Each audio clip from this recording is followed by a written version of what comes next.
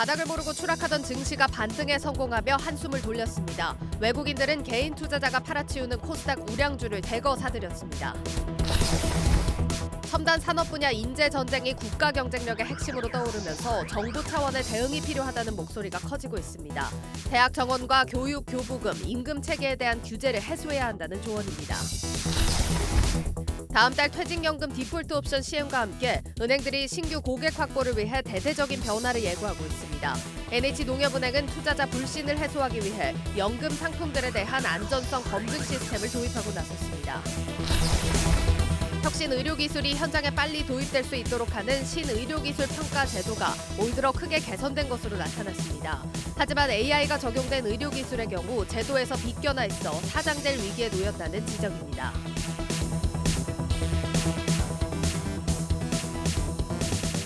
여러분 안녕하십니까. 6월 24일 뉴스플러스 시작합니다. 이번 주 마지막 거래일 다행히 충격이 더 심해지지는 않고 끝이 났습니다. 박혜린 기자와 분석해 보겠습니다.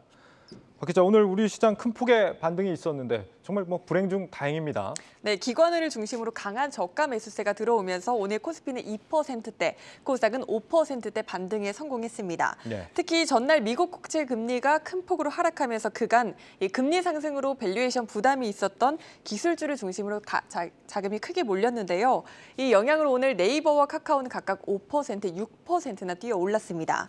특히 카카오는 지난 22일 2년 1개월 만에 코스피 시총 10위권 자리를 내어주고야 말았는데 오늘 7만 원 선 다시 회복하면서 이 자리를 탈환했습니다. 네, 그래서인지 환율도 지금 달러당 1,300원대 아래로 내려오긴 했는데 이 1,290원도 여전히 낮은 수준은 아니죠. 상당히 불안한 수준이고 외국인들 매수세도 상당히 지금 약한 그런 상황이기 때문에 안심할 수는 없는 상황입니다. 박 기자 말대로 지금 기술주 카카오가 모처럼의 강세를 보였다. 이걸 어떻게 우리가 받아들여야 될까요? 네, 한편에서는 이제 정말 정을 떼고 손절을 하려고 했는데 네. 또 한 번 헛된 희망을 심어주는 게 아니겠느냐 이런 반신반의하는 목소리도 제기가 됐는데요. 그래서 제가 2분기 실적 전망을 한번 살펴봤습니다. 예. 증권가에서 추정한 카카오의 2분기 실적의 매출액은 전년 동기 대비 37% 늘어난 1조 8,500억 원, 영업이익은 21%가량 상승한 1,970억 원입니다. 주요 사업부의 회복으로 매출이 크게 늘어날 것이란 분석이 나옵니다. 카카오는 그간 경기 둔화와 사회적 거리두기 해제로 온라인 커머스와 광고 사업의 성장세가 둔화됐는데 이 하나투자증권은 모바일 광고 업황이 4월부터 점진적으로 회복되고 있고 또 톡채널 광고는 50% 이상의 고성장세가 예상된다고 분석했습니다. 다만 주가는 콘텐츠 관련 글로벌 비즈니스의 성과나 또 커머스를 통한 이익 성장이 본격화될 때 의미 있게 상승할 것이란 단서는 달았습니다. 저희가 지금 제일 중요하게 생각하는 건 사실 주가인데 말이죠. 의미 있는 상승은 아니다 이런 얘기인데 커머스를 통한 이익 성장이라는 게 뭘 말하는 겁니까? 네, 공동 주문 모델인 메이커스의 부진으로 인해서 이 커머스 사업의 성장세가 둔화되고 있는 것으로 풀이가 됩니다. 네, 그 부분이 좀 개선이 돼야 된다라는 얘기인 것 같고 주가가 지금 71,500원. 증권사들의 목표 주가는 그러면 얼마나 됩니까? 예, 사실 최근 증권가도 눈높이를 조금 낮추긴 했는데요. 현재는 12만 2천 원입니다. 그럼에도 불구하고 오늘 주가와 한번 비교를 해보면 아직도 약 70% 정도 상승 여력이 남았다고 볼 수 있습니다. 예. 최근 주가 급락으로 인해서 밸류에이션 부담 또한 줄어든 상황입니다. 1년 전과 비교해서 카카오의 주가 수익 비율은 현재는 약 16배 정도로 1년 전보다 크게 낮아진 상황입니다. 네, 알겠습니다. 오늘은 특히 이 코스닥이 5% 넘게 크게 올랐다는 점이 좀 인상적입니다. 코스피와 다르게 외국인들이 많이 유입이 됐어요. 네, 그렇습니다. 오늘 하루에만 외국인이 코스닥에 3,800억 원가량의 자금을 넣었는데요. 네. 그동안 코스피보다 코스닥을 중심으로 주가가 크게 빠졌던 만큼 저가 매수세가 더 크게 유입된 것으로 풀이됩니다. 안타깝게도 외국인은 오늘도 유가증권 시장에선 자금을 뺐습니다. 외국인의 마음을 읽기 위해서 이번 주 급락장에서 외인들이 어떤 종목들 담았는지 한번 살펴보겠습니다. 예. 1위는 하이브, 2위는 KT, 3위는 LG 디스플레이 등의 순으로 많이 담았는데 특히 KT의 매수세가 두드러졌습니다.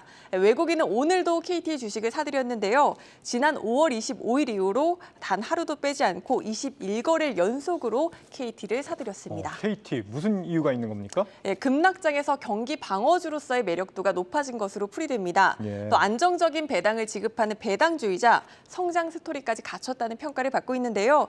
실적으로도 이 매력도가 증명되고 있습니다. 최근 대다수의 종목들의 실적 전망치가 하향 조정 조정된 한편 보시다시피 KT 실적 전망치는 오히려 상향 조정되고 있습니다. 지금 뭐 올해까지 별도 재무제표 순이익의 50% 정도를 뭐 배당을 하겠다, 뭐 이렇게 밝힌 바가 있는데 실적까지 이렇게 전망이 좋게 나오니까 아마 기대감이 반영이 된 게 아닌가 싶습니다. 오늘장 특징들 지금 몇 가지 좀 짚어봤습니다. 이제 뭐 다음 주를 좀 준비해봐야겠죠. 어떤 일정들 기다리고 있습니까? 네, 다음 주에는 미국 지표들에 주목해 보셔야겠습니다. 예. 먼저 현재 시간 27일에는 미국의 5월 잠정 주택 판매 지수가 발표될 예정이고요. 29일에는 미국의 1분기 GDP 확정치가 나옵니다. 30일에는 5월의 개인 소득과 개인 소비 지출, 1일에는 6월 ISM 제조업 지수가 발표되는데 특히 ISM 제조업 지수는 미국 실물 경제 대표적인 선행 지표로 시장이 민감하게 반응하는 만큼 꼭 참고하시기 바라겠습니다. 네, 증시 프리즘 박혜린 기자였습니다.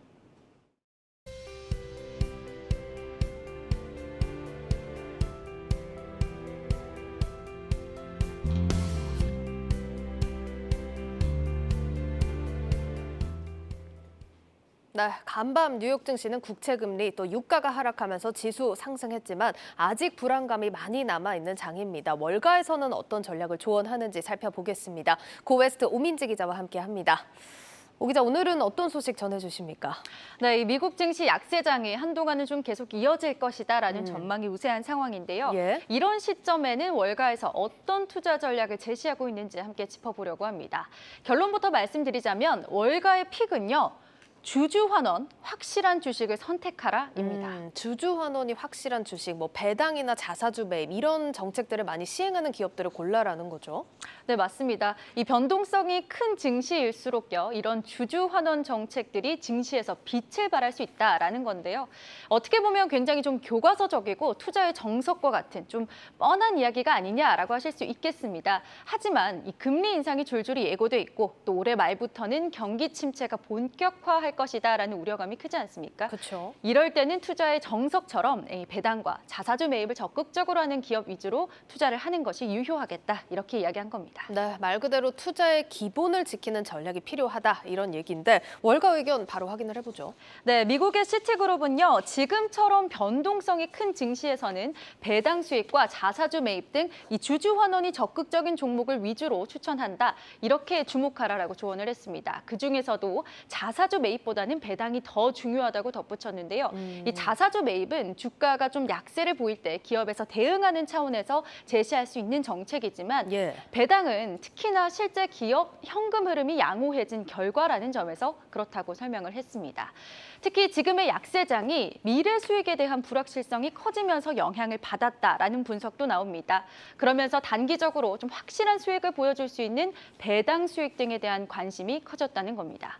이런 관점에서 현재 기술주들이 약세를 보이는 이유를 설명하기도 했는데요. 이 월가의 설명 함께 들어보시죠.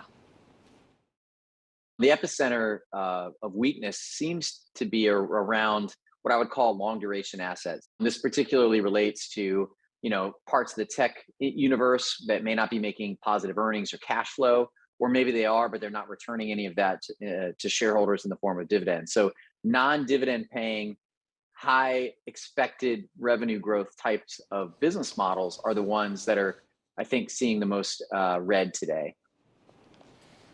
네, 월가 의견 직접 들어보셨는데 그러니까 수익이 미래에 있는 성장주들이 약세를 보일 수밖에 없는 환경이다. 이런 얘기로 요약이 되겠습니다. 그러니까 최근에 기술주 하락이 두드러지는 것도 같은 맥락이란 얘기잖아요. 네. 그러면서 또 동시에 좀 주목을 받은 이 투자의 귀재, 워런 버핏의 투자가 있습니다. 이 워런 버핏의 투자가 이런 점에서도 역시나 좀 유의미했다, 이런 평가를 받은 건데요. 예. 워런 버핏이 투자했던 종목들이 주주 환원에 좀 적극적인 기업이었다는 건데요. 혹시 기억나는 워런 버핏의 픽 있으신가요? 저는 옥시덴탈, 최근에 매매한. 네, 맞습니다. 옥시덴탈도 그렇고요. 또 대표적으로 먼저 이 코카콜라 많이들 생각을 그쵸, 하실 그쵸. 텐데요. 예. 이 워런 버핏이 사랑한 코카콜라 역시도요. 배당 수익이 좋은 기업으로 평가를 받고 있습니다. 이 모건 스탠리에서 경기 둔화기에도 실적 개선 가능성이 있을 만한 기대주들을 꼽았습니다. 그중에서도 이 코카콜라와 일라이 릴리가 배당 수익률 역시 양호한 이 실적 개선에 더해서 배당 수익까지 기대할 수 있는 방어주다. 이렇게 평가를 했는데요. 예. 알려진 것처럼 워런 버핏 1998년부터 코카콜라를 꾸준히 매수해 왔습니다. 그렇죠. 그동안 그러면서 한 주도 팔지 않은 것으로 전해지고 있습니다. 이 코카콜라 같은 경우는 수익성이 견고하고요. 또 현금을 창출할 수 있는 능력이 좋은 기업이기 때문에 이 폭락장에서도 잘 버텨왔다라는 평가를 받아온 겁니다. 이 밖에도 버핏이 1분기 동안 지분을 늘려왔던 애플도요. 이번 1분기에 S&P 500 기업 중 가장 많은 230억 달러를 자사주 매입했었습니다. 또 말씀하신 것처럼 꾸준히 버핏이 추가 매수를 이어가고 있는 옥시덴탈도요. 이 배당 수익 등 이 주주 환원 정책이 기대되는 업종입니다. 어제 버핏이 6월 한 달 동안 옥시덴탈의 주식을 5억 3천만 달러 추가 매입했다라는 소식이 전해졌는데요. 그러면서 옥시덴탈의 최대 주주에 올랐다는 소식도 전해졌습니다. 유가가 오르면서 현금 흐름이 좋아지고 있는 상황이 이 정유주의 지금 현재 상황입니다. 그러면서 옥시덴탈은 지난 3월에 실제로 자사주 매입을 실시하기도 했고요. 2분기부터는 배당을 재개하겠다 이렇게 밝히기도 했습니다. 예, 뭐 월가에서는 이렇게 주주 환원 정책을 시행하는 기업들을 주목하라 이렇게 조언을 하는데 기업들 입장에서는 주주 환원 정책을 실제로 많이 좀 시행을 합니까? 네, 맞습니다. 미국 기업들도 주주 환원 정책을 좀 더 적극적으로 실시하고 있는 지금 추세입니다. 이 JP 모간에 따르면 이 기업들의 자사주 매입 규모가 하늘을 뚫을 정도로 급증하고 있다라고 이야기까지 했는데요. 예. 동시에 이런 정책들이 증시 바닥의 시그널이 될 수 있다라고도 덧붙였습니다. S&P 기업들의 자사주 매입 규모가요. 올해 들어서만 4,290억 달러, 우리 돈으로는 532조 원이나 되는 규모였는데 예. 사상 최대 규모였다고 합니다. 앞서 말씀드렸던 애플 말고도 알파벳과 메타 역시도 자사주 매입 상위 기업이었고요. 중장비 제조업체인 캐터필러 역시도요. 150억 달러 규모로 신주 자사주를 매입할 계획이다라고 밝히기도 했습니다. 알겠습니다. 뭐 전반적으로 뉴욕 증시에서는 많이 이제 시행이 되는 분위기인데 종목만 잘 고르면 될 것 같아요. 어떤 종목 주목하면 좋을까요? 네, 먼저 미국의 은행들도요. 주주 환원을 적극적으로 실시할 예정이기 때문에 주목해 보시면 좋겠습니다. 현지 시간으로 23일, 우리 시간으로는 오늘이죠. 연준에서 미국 대형 은행들을 대상으로 이 스트레스 테스트를 실시한 결과 발표를 했습니다. 이 스트레스 테스트는요, 이 경기 침체 시에 금융사들이 위기 관리 능력이 있는지 평가하는 건데요. 여기서 34개 미국 대형 은행들이 통과를 하면서 모두 통과를 했고요. 이 초과 자본금을 주주 배당 그리고 자사주 매입 등의 주주 환원 정책으로 이용할 수 있게 된 겁니다. 예. 네, JP 모간은 주주 환원 정책에 189억 달러를 쓰겠다라고 책정을 했고요. 뱅크 오브 아메리카는 155억 달러, 웰스파고는 153억 달러. 적지 않은 규모인데요. 예. 이 규모를 자사주 매입이나 배당금 지급과 같은 이런 주주 환원 정책에 쓰겠다라고 이야기를 한 겁니다. 뭐 이 밖에도 개별 기업 투자가 좀 부담스럽다 하시는 분들은요. 이 아이쉐어스 코어 고배당 ETF와 같은 ETF 상품들도 많이 있으니까요. 이런 점도 눈여겨보시는 것도 좋을 것 같습니다. 이 경기 불황이 예고되고 있는 시기입니다. 이 주주 환원 정책으로 불황을 견딜 수 있는 주식들에 선택적으로 투자하는 방식이 유효하다. 이런 조언들이 많이 나오고 있는데요. 이 점 참고하셔서 투자 전략 세워보시면 좋을 것 같습니다. 네, 요즘 같은 힘든 장, 이 주주 환원 정책을 시행하는 기업들 관심 가지고 지켜보셔야겠습니다. 고웨스트 오민지 기자와 함께했습니다.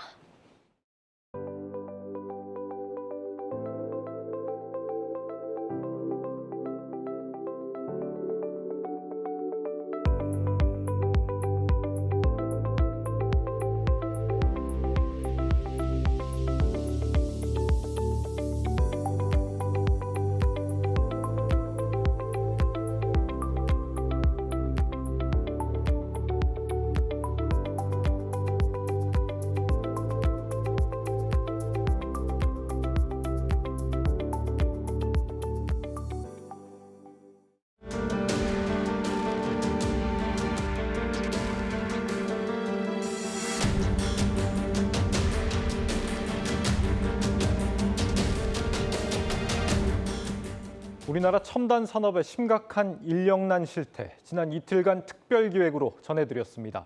국가 경제의 운명을 좌우하는 인재 전쟁에서 승리하려면 정부 차원의 전략과 대응이 필요하다는 게 이번 특별 취재팀의 결론입니다. 특별기획 인재 전쟁 국가가 나서라. 오늘 마지막 순서에서는 인재 전쟁에서 승리하기 위해 반드시 풀어야 할 3대 규제, 대학 정원과 교육 교부금, 그리고 임금 체계를 집중 조명합니다. 강미선, 김민수 기자가 보도합니다. 충북 오창에 있는 이 배터리 소재 기업은 연구 인력을 구하지 못해 차세대 소재 개발에 어려움을 겪고 있습니다. 코스닥 시가총액 1위인 회사인데도 일할 사람은 늘 부족합니다. 대략 한 70-80% 정도에 지금 이제 확보를 할 수밖에 없는 상황이고요. 향후 이제 리사이클이라든가 그런 부분에서 인력이 많이 좀 부족한 상황입니다. 반도체와 배터리, 미래차 등 성장 산업을 둘러싼 인력난이 계속되자 기업들이 직접 나서고 있습니다. 경기도 수원에 있는 성균관대 반도체 시스템공학과입니다.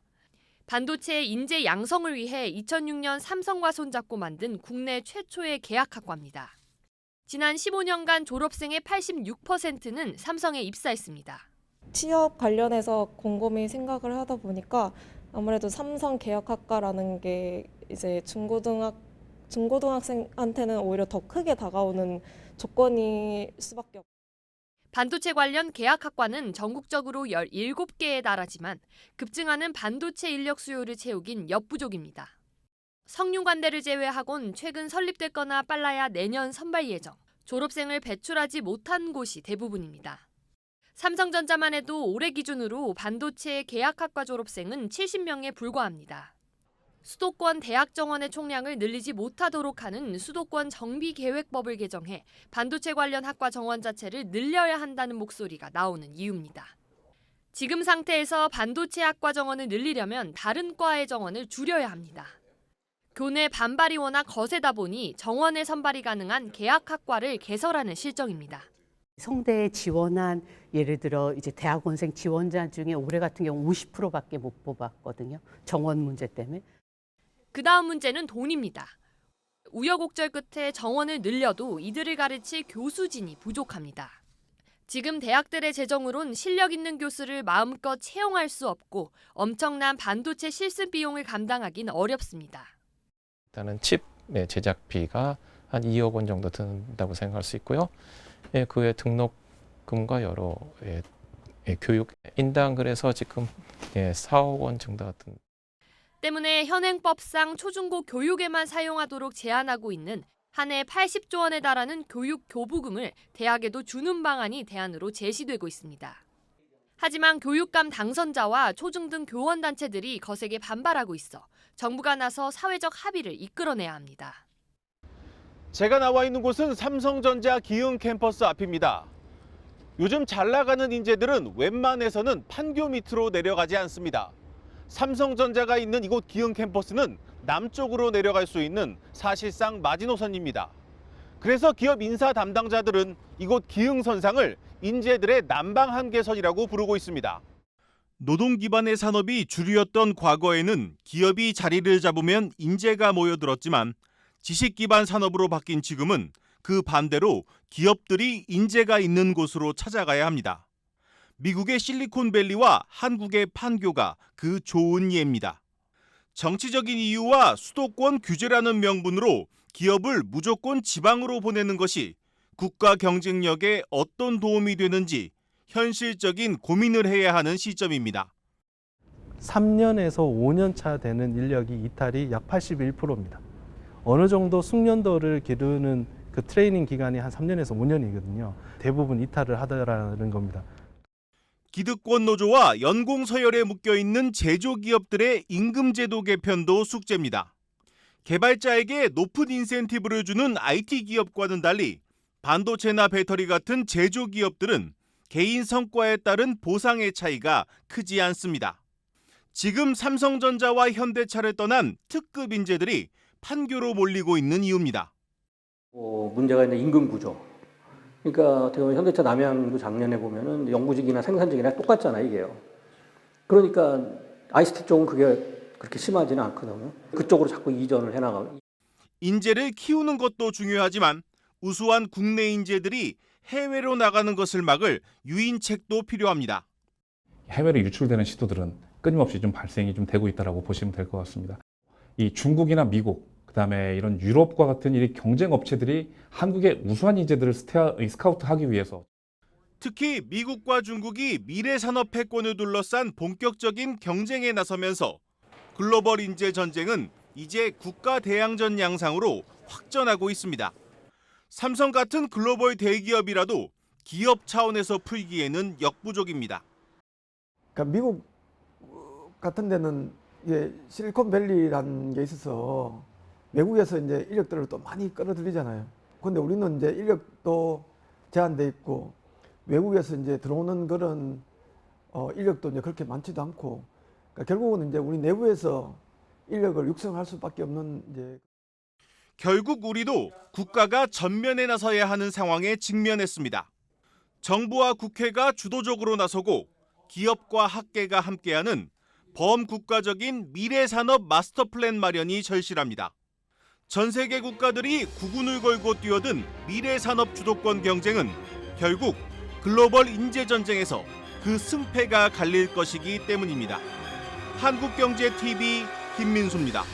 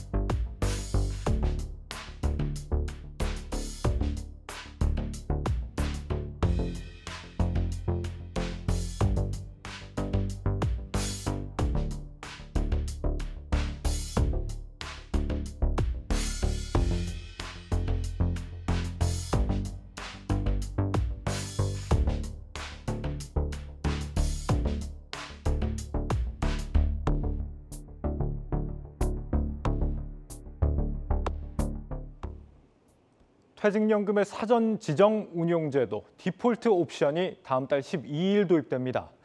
아직 퇴직연금에 대해서도 이렇게 이해도가 평균 50점대 수준으로 잘 모르시는 분이 상당수인데 디폴트 옵션은 아마 더더욱 생소하실 것 같습니다. 보통 직장인들이 직접 굴리는 DC형 퇴직연금은 따로 운용 지시를 안 하면 예적금으로 들어갑니다. 수익률이 거의 제로에 가깝다는 얘기입니다. 하지만 다음 달 디폴트 옵션이 도입되면 따로 운용 지시를 안 해도 근로자가 사전에 지정해 놓은 방식으로 자산을 굴려줍니다.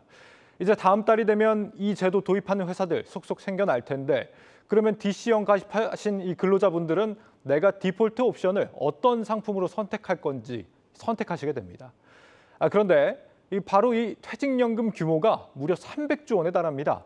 이 대규모 신규 고객을 잡기 위해 특히 은행들이 분주하게 채비에 나서고 있습니다.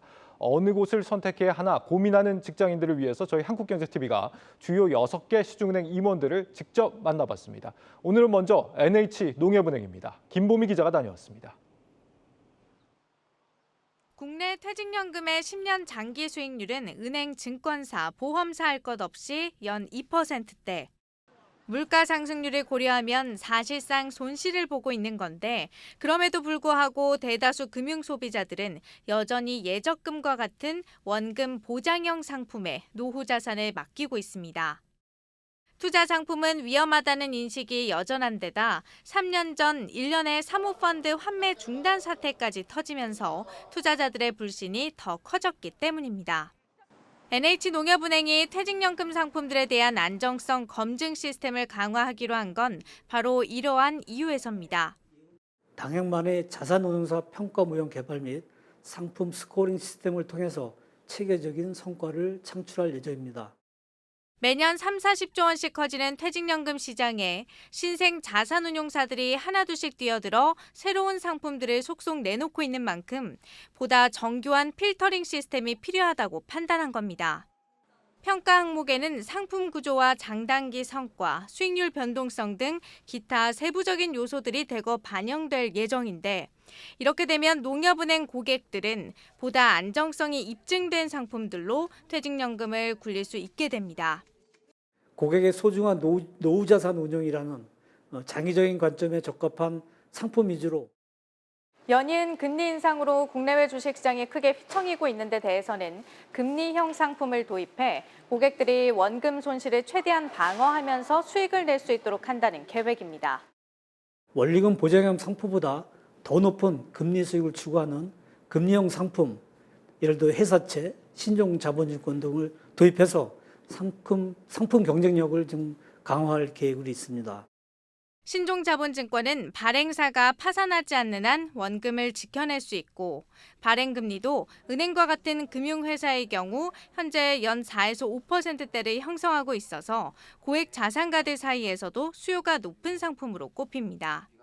이현호 부행장은 농협은행의 궁극적인 목표는 퇴직연금 고객들의 안정적인 수익률 제고에 있다고 말합니다.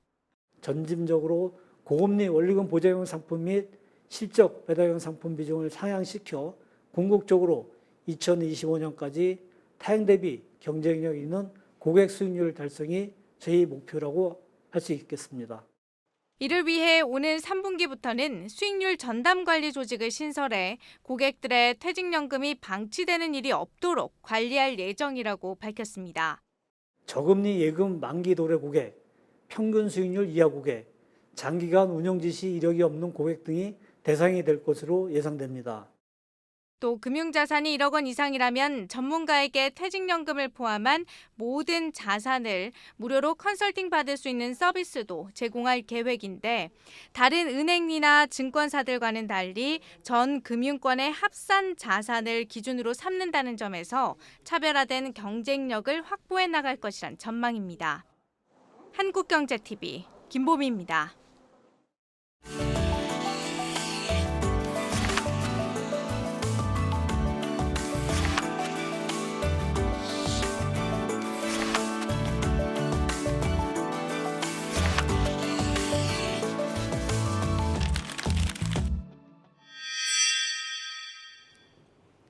우리 기업들이 개발한 의료 신기술이 올 들어 실제 의료 현장에서 더 활발하게 도입되기 시작한 것으로 나타났습니다. 정부가 새로운 의료 기술을 완전히 허가해주기 전에 사전적으로 현장에서 쓸 수 있게 해주는 이른바 신의료기술 평가 유예 제도를 개편한 덕분입니다. 김수진 기자가 알아봤습니다.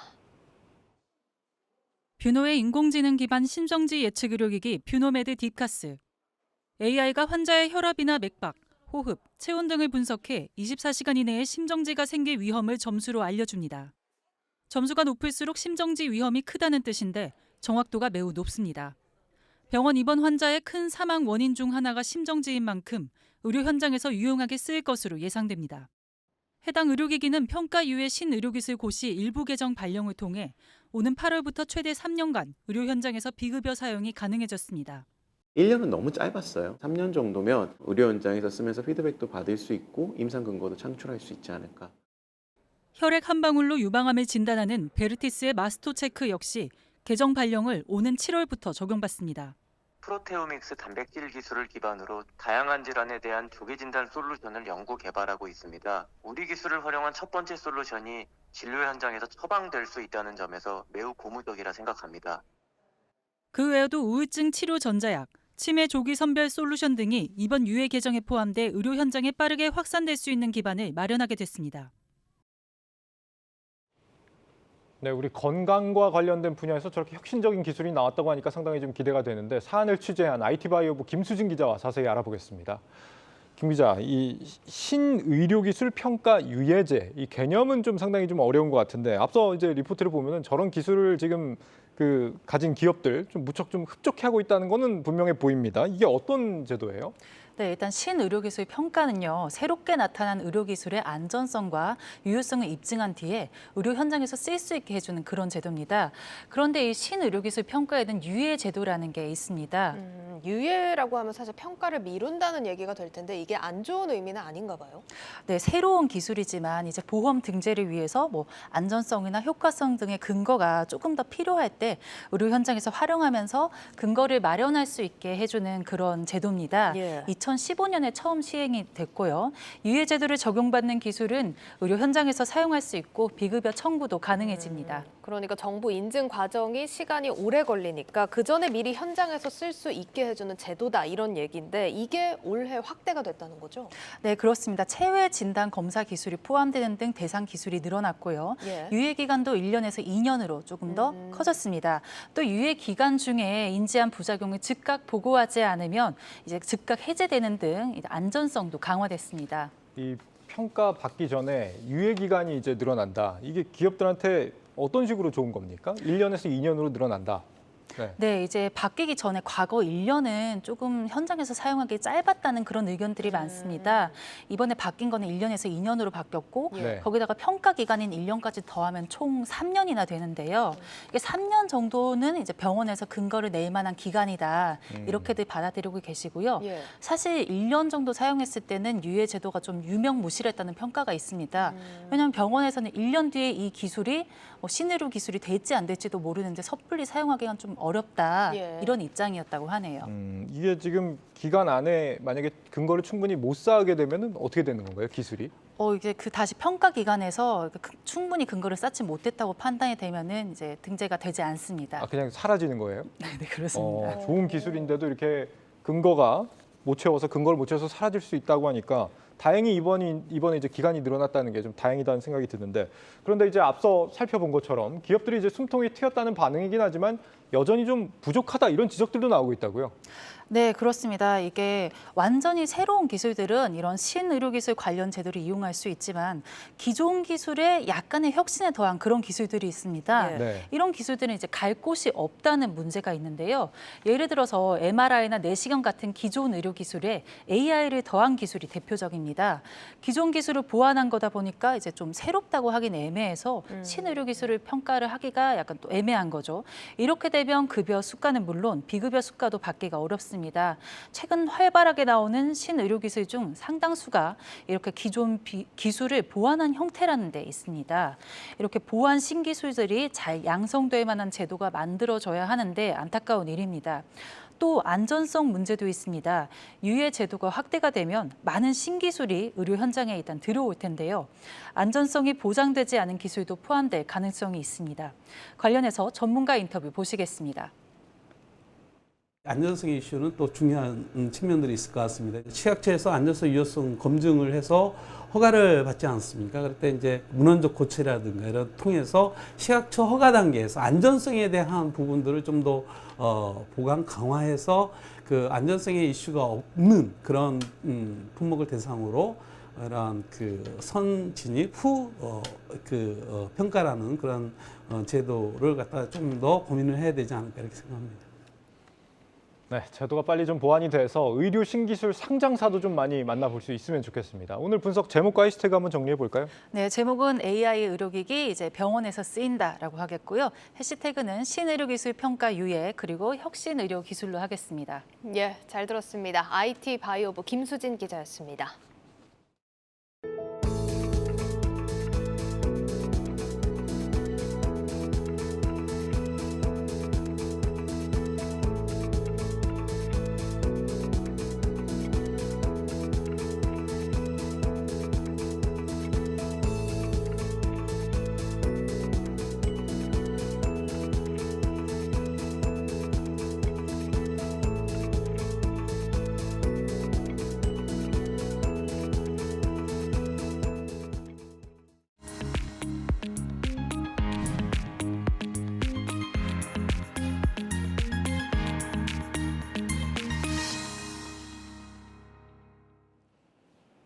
네, 기업앤 이슈 시간입니다. 오늘은 우리나라 통신 3사 중에 만년 3등이라는 수식어를 달고 있는 LG U+가 주인공입니다.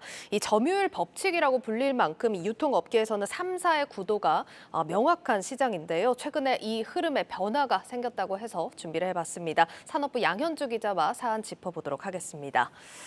양 기자, 요즘 이제 최근에 이동통신 시장에서 만년 3등이라고 불리잖아요. LG U+가 좀 변화가 생겼다고요? 네, 그렇습니다. 이 통신업계에는 20년간 이어온 법칙이 하나 있습니다. 바로 5대 3대 2 법칙입니다. 뭐 앞서서 점유율 얘기를 좀 했으니까 네. 점유율 법칙이겠죠? 네, 맞습니다. SKT, KT, LG, U+가 각각 차지하는 시장 점유율을 뜻하는 건데요. 이 숫자 그대로 절반 이상의 점유율은 SK텔레콤이, KT와 LG U+가 남은 점유율을 나눠 가진다는 말입니다. 예. 2000년대 초반부터 20년간 지속되어온 점유율 비율이니 일종의 불문율처럼 자리 잡게 됐습니다. 이 아이폰이 국내에 첫 도입됐을 당시 3G 사업권을 갖지 못했던 LG U+가 이 점유율을 17%까지 떨어뜨린 시기를 제외하면 말이죠. 그런데 최근 이 법칙이 무너지기 시작했습니다. 오늘 주제가 LG U+다 보니까 LG U+ 점유율이 좀 높아지나 봅니다. 네, 맞습니다. LG U+의 가입자 수가 가파르게 증가를 하고 있는 건데요. 이 지난 10년간 SKT와 KT KT가 각각 연평균 2%, 1%의 성장률을 보인 반면 이 같은 기간 LG U+는 연평균 4%씩 오르며 무섭게 추격해왔습니다. 그 결과 보시는 것처럼 올해 1분기 기준 알뜰폰을 제외한 점유율이 SKT 41%, KT 23%, LG U+가 21%로 나타납니다. 이 5대 3대 2가 깨지고 거의 4대 2대 2의 구조가 되는 거죠. 1, 2위 사업자들과 LG U+ 사이의 격차가 줄어든 모습입니다. 그러니까 20년 넘게 이어온 이 점유율 법칙이 무너진 상황이라는 건데 생각을 해보면 LG가 뭐 엄청난 사업을 냈다거나 하는 기억은 없거든요. 근데 왜 이런 현상이 발생한 걸까요? 사실 LG U+가 이렇게 점유율을 높일 수 있었던 건 SKT와 KT가 이를 어느 정도 용인한 부분도 있습니다. 이 자금력에 우위가 있는 통신사들이 보조금을 뿌리는 등 마케팅을 강화하면 이 점유율을 다시 가져올 수도 있겠죠. 하지만 지난 20년 동안 보조금 지급, 결합 상품 판매 등을 진행하면서 이 통사들 사이에서도 출혈 경쟁이 도움이 되지 않는다는 결론에 도달을 한 겁니다. 이 보조금은 보조금대로 지급을 하고 과징금 폭탄을 맞다 보니 오히려 적정 점유율을 유지하자는 암묵적 합의가 이루어진 거죠. 이런 상황에서 이 LG U+는 비교적 저렴한 요금제로 가입자를 확대해 나가고 있는 겁니다. 또 하나의 이유는 1, 2등 기업인 SKT, KT가 탈통신, 즉 미래 사업으로 무게 중심을 이동하고 있다는 겁니다. 이 통신업 자체가 성장 사업이 아니다 보니 1, 2위 사업자 입장에선 현재 통신 점유율 수준에서 신사업 확장을 주도하는 게 오히려 출혈 경쟁보다 이득인 거죠. 지금 뭐 표에서도 나오고 있지만 디지코 KT 같은 경우는 이 탈통신 사업을 추진한다라는 보도는 또 양 기자가 직접 전해주신 적도 있고 그러니까 정리를 해보면 이제 1, 2등 사업자가 미래 산업으로 진출을 하고 3위 산업자가 이제 1, 2위의 점유율을 좀 먹었다 이렇게 봐도 되는 건가요? 네, 그렇습니다. LG U+는 알뜰폰 시장을 통해서 이 타사 가입자를 뺏어오는 전략을 취하고 있습니다. 이 알뜰폰 가입자는 대부분 LTE 요금제를 많이 쓰다 보니 지난해 10월 기점 LG U+의 LTE 가입자 수는 KT를 뛰어넘었습니다. 또 현재까지 그 격차를 벌이고 있는 상황인데요. 이 5G가 아니라 비교적 요금제가 낮은 LTE 이용자 수가 느는 게 또 손해로 보일 수도 있지만 중장기적으로 보면 5G 가입자 전환을 유도하기도 쉽다는 판단이죠.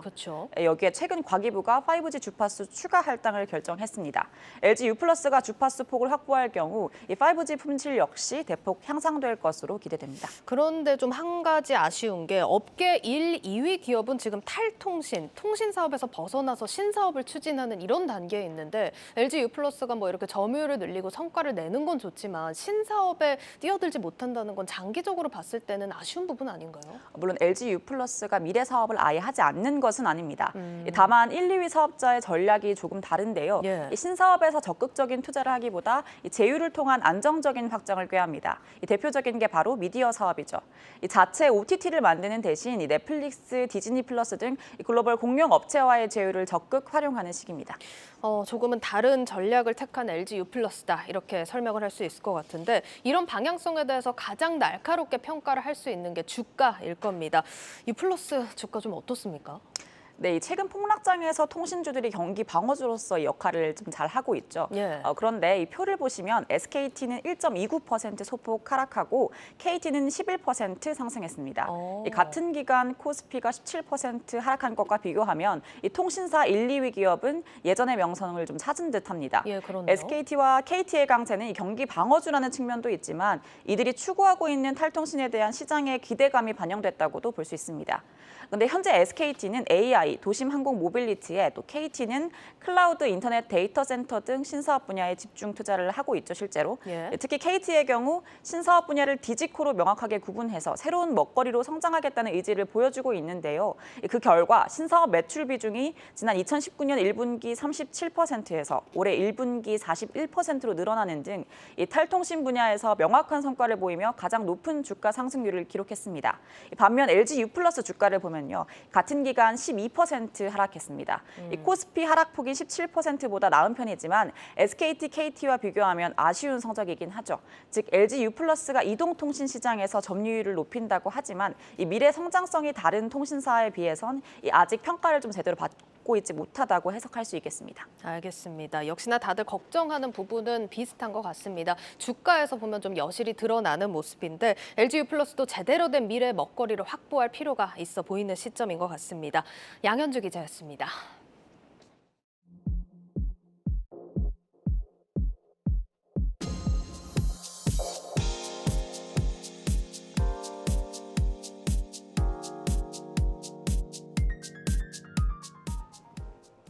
증권업계 자기자본 2위인 NH투자증권이 하반기 이 세대별 맞춤형 공략에 나섭니다. 이 모바일 브랜드 나무증권을 통해 젊은 세대를 유치하고 중장년층은 노후 대비 분야에서 경쟁력을 확보한다는 전략입니다. 홍원표 기자입니다. NH투자증권이 디지털 서비스를 강화해 2030, 이른바 MZ세대 집중 공략에 나섭니다. NH투자증권은 올해 1분기 기준 6조 5천억 원에 달하는 자기자본으로 증권업계 2위를 달리고 있습니다. 올해 하반기 모바일 브랜드 나무증권을 활용해 고객들에게 자산관리 솔루션을 제공할 계획입니다. 국내 증시가 부진한 가운데 단순히 수술 수익에 욕심을 내는 것이 아니라 고객과의 장기적인 신뢰관계를 구축하겠다는 목표입니다. 저희 본부 명칭이 나무고객본부듯이 저희가 매출이 얼마고 예전에 MAU가 얼마고 이런 지표들이 중요했다고 한다면 지금은 저희가 이제 저희 고객이 안고 있는 고민이 뭐지?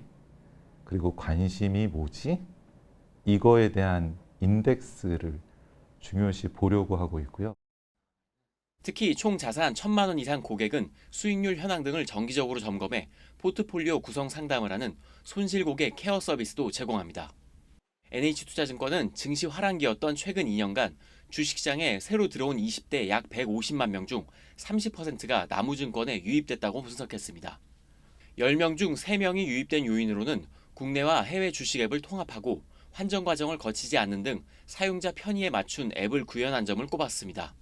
5년 전부터 그 검색어라든지 마케팅 비용을 그 타겟을 20, 30대에 맞춰가지고 지속적으로 했어요. 은근과 끈기를 가지고 한 게 이제 2년 사이에 시장 변화기에 좀 주요하게 작동하지 않았나 그렇게 내부적으로는 평가하고 있습니다.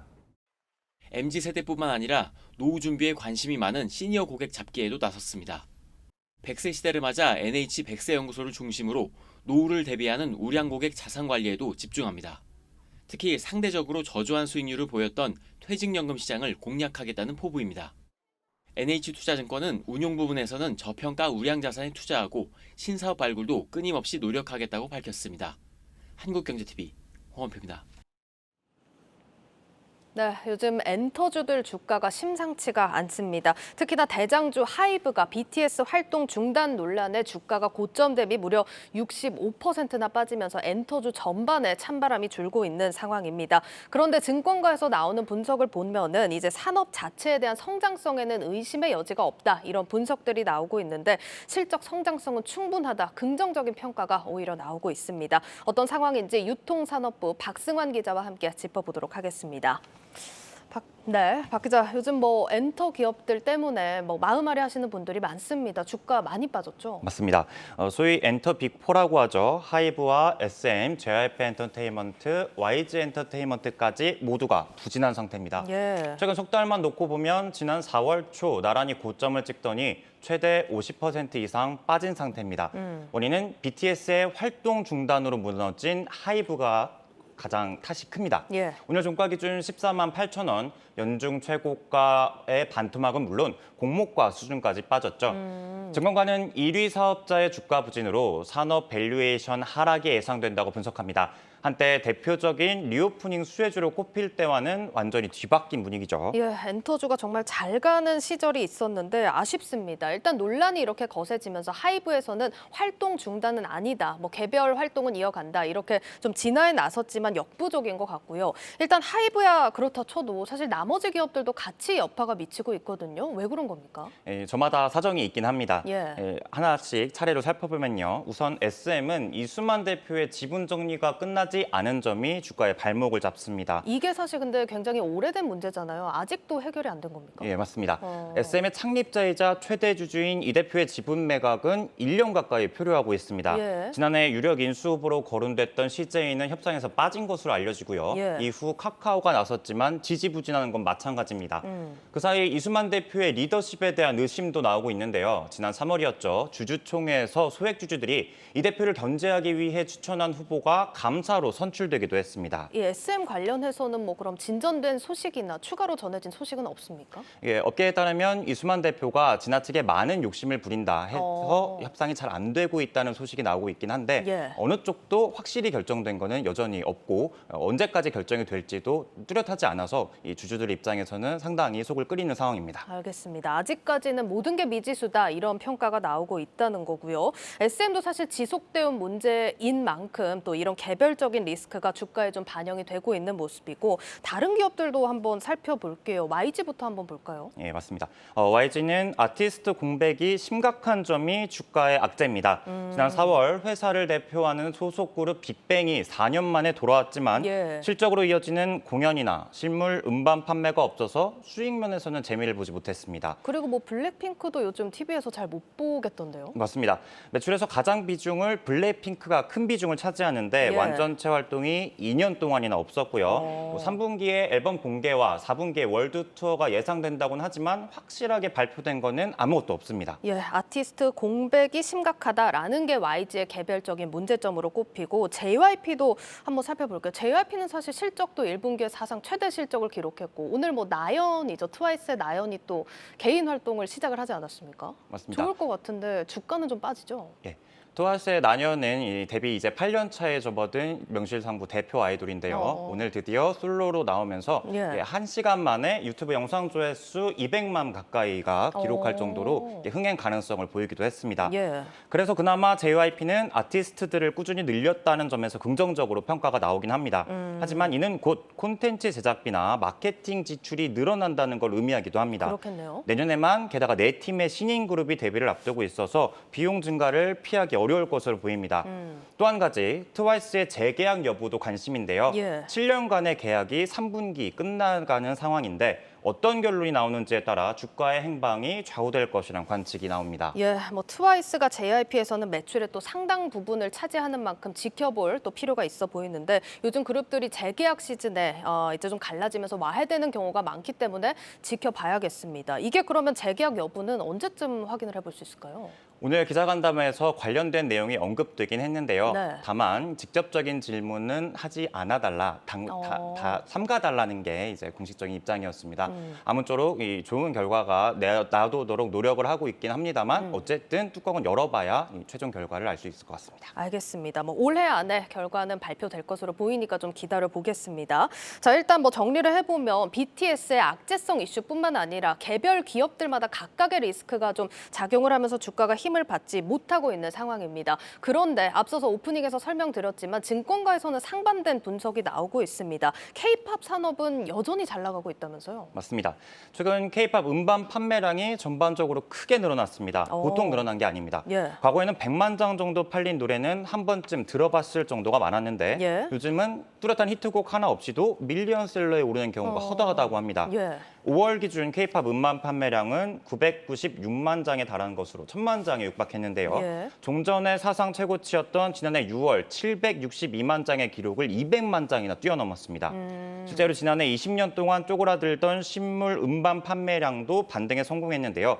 가장 큰 원인으로는 그동안 온라인 스트리밍으로 음악을 들어온 Z세대들이 음반을 사서 듣는 문화로 돌아갔다는 점이 꼽힙니다. 왜 돌아간 걸까요, 갑자기? 뭔가 소유한다는 마음도 생겼을 거고 예. 그리고 오프라인 콘서트가 열리지 않다 보니 소속 가수, 자기가 좋아하는 팬에 대한 팬심이 작용해서 팬심에서. 음반을 더 구매한 것으로 판단이 되고 있습니다. 알겠습니다. K-팝 기업들이 온라인과 오프라인을 가리지 않고 이익을 늘 것으로 예상하는 근거입니다. 알겠습니다. 뭐 지금 말씀해주신 음반도 음반이지만 하반기부터는 오프라인 콘서트에 대한 기대감도 굉장히 큰 상황입니다. 이 부분도 꽤 긍정적일 것 같은데요. 맞습니다. 상반기도 콘서트가 열리긴 했지만 대부분 미국에서 열려졌죠. 맞아요. 이에 반해 하반기에는 국내외 콘서트가 본격적으로 다시 열릴 수 있다는 전망이 나옵니다. 코로나19로 닫혔던 월드 투어는 최근 북미와 일본을 중심으로 재개된 바 있는데요. 공연 매출 성장은 물론 콘서트장에서 연예인 굿즈죠. 예. MD 판매량이 늘어나면서 이익이 늘 것이라는 분석이 나옵니다. 이현지 연구원입니다. 2세대, 3세대 아티스트 선호가 지금까지도 계속 이어지고 있어서 수익화가 여전히 이루어지고 있는 시장이기 때문인데요. 트와이스는 지난 4월에 국내 걸그룹 최초로 도쿄돔에서 3번 연속으로 공연을 진행했었고요. 하지만 우리나라의 경우 8월부터 잠실 운동장 공사가 예정돼 있죠. 리모델링 완공 시점은 2025년으로 4년간 콘서트 개최가 불가능합니다. 국내 아이돌 콘서트가 대부분 잠실 운동장에서 열리는 만큼 이전 수준의 매출 회복은 어려울 것이란 전망입니다. 네, 좀 아쉽긴 하지만 그래도 긍정적인 전망이 나온다는 게 참 다행인 상황인 것 같습니다. 지금 종합적으로 좀 정리를 해보자면 주가는 사실 단기적으로 이제 보자면 개별적인 리스크도 있고 여파가 좀 있는 상황이지만 어쨌든 산업 자체가 경쟁력이 있다면 장기적으로 봤을 때 주가는 좀 올라갈 수 있다. 이런 기대감을 가져도 되는 부분인 것 같은데요. 네, 맞습니다. 때문에 이 증권가에서는 YG 엔터테인먼트를 추천하는 편입니다. 최근 2달 증권사 14곳이 매수 의견을 낼 정도였는데요. 예. YG 엔터를 두고 하반기에 도약을 위해 준비하는 시기에 있다는 분석이 나오는 이유입니다. 최근 레드벨벳, 트와이스 등 5년차 이상의 걸그룹들이 직전 앨범보다 높은 초등 판매율을 기록했습니다. 예. 기사를 몰아서 블랙핑크가 만약에 새 앨범을 내놓으면 최소 150만 장이 넘게 판매될 것이라는 예상이 나옵니다. 블랙핑크 외에도 YG 소속으로는 아이콘이나 트레저 등이 있어서 일본 투어를 결정했는데요. 아티스트 활동이 하반기에 몰려있는 점도 주목할 부분입니다. SK증권은 올해 YG 실적은 뚜렷한 상저 하구의 실적을 보일 것이라면서 현 시점을 편안한 매수 구간으로 판단한다고 평가했습니다. 네, 지금 뭐 YG를 대표적인 사례로 좀 살펴봤지만 YG 실적이 상저 하구의 흐름을 보일 거다 이런 전망이 나왔는데 엔터 3사 좀 비슷한 흐름으로 봐도 되겠죠? 맞습니다. 실적 전망에 대해서? 예, 맞습니다. 결국은 주가가 많이 빠진 상황은 오히려 투자자들의 입장에서는 어떤 기회, 매수의 기회나 투자의 기회로 볼 수도 있다는 게 증권가의 설명이긴 합니다. 네. 하지만 마냥 좋기만은 할 수 없다는 의견도 나오는데요. 하이브를 예로 들면 지난해 콘서트 매출 규모는 5천억 원이 넘는데 네. 전체 매출의 40%가 콘서트에서 나올 만큼 주요 수익원입니다. 하지만 올라가는 인건비, 이 콘서트 매출이 절대로 마진이 많지 않아서 수익성을 깎아내리는 원인으로 지목됩니다. 엔터 산업은 오랫동안 저임금 노동에 기반한 성장이 해온 게 사실입니다. 네. 하지만 지난해 하반기부터 본격적인 인력 보상이 이뤄지고 있는데요. 실제로 지난해 1분기 SM도 JYP도 YG도 모두 인센티브를 지급했죠. 때문에 YG의 지난 분기 인건비를 비교해 보면 이전 분기 대비 2배 가까이 늘어난 것으로 확인됩니다. JYP의 경우에서요. 네. 인력을 빼앗기지 않기 위해 IT 기업들이 보너스 경쟁을 벌인 상황이 엔터 업계에서도 일어날 수 있다는 분석이 나오는 이유입니다. 예, 알겠습니다. 자, 엔터주 때문에 소갈이 하고 계신 분들 정말 많으실 텐데 산업 전망은 여전히 긍정적이라는 점 다시 한번 전해드리도록 하겠습니다. 지금까지 유통산업부 박승환 기자였습니다.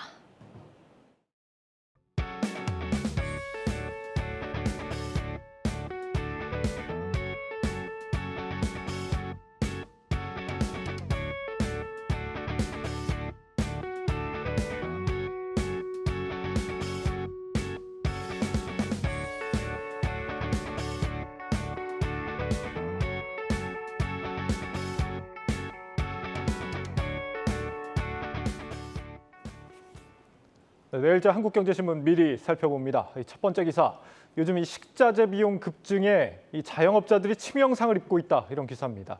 올 들어 5월까지 서울 휴게 음식점의 폐업 건수는 2천여 건으로 700여 건인 이 신규 인허가 건수의 2.6배 수준인 것으로 나타났습니다. 이 코로나로 타격이 컸던 2020년이 1.5배, 2021년이 2.2배였는데 이보다도 훨씬 벌어진 수치입니다. 자영업자들은 리오프닝으로 매출은 늘었지만 비용 부담이 불어난 실정이다 이렇게 토로를 했는데 인건비가 급증하고 대출 부담까지 더해지고 있다는 점이 어려움으로 꼽힌다고 합니다. 특히나 우크라이나 전쟁과 이상기후의 직격탄을 맞은 일이 이 주 원료인 제품을 파는 빵집이 다른 업종에 비해 타격이 더 크다고 하는데 한 가격 비교 사이트에 따르면 CJ 제일제당의 백설 박력분은 작년 말 대비 85%나 급등했다는 기사입니다. 네, 다음 기사 보겠습니다. 세계 각국이 자국의 통화 가치를 끌어올리는 이른바 역환율 전쟁을 벌이고 있다는 기사입니다. 미 연준이 인플레를 잡기 위해 기준금리를 인상하자 수입 물가 상승과 자본 유출을 우려한 국가들이 환율 방어에 뛰어든 겁니다. 유럽 중앙은행은 다음 달 11년 만에 첫 기준금리 인상에 나설 전망이고 스위스 중앙은행도 지난 16일 15년 만에 처음으로 기준금리 인상을 단행했습니다. 이런 행보는 수출 경쟁력을 높이기 위해 통화 가치를 낮추던 과거와는 상반된 흐름이라는 평가입니다. 이런 역환율 전쟁의 결과는 제로섬이 될 것이란 전망이 나오는데 화폐 가치 절상에 성공한 승자가 나오면 패자도 있다는 겁니다. 모든 나라가 같은 것을 원한다면서도 통화 세계에서는 그런 것을 가질 수 없다고 도이체방크의 한 전문가가 지적했다는 소식까지 전해드리겠습니다. 뉴스플러스를 마치겠습니다. 여러분 고맙습니다.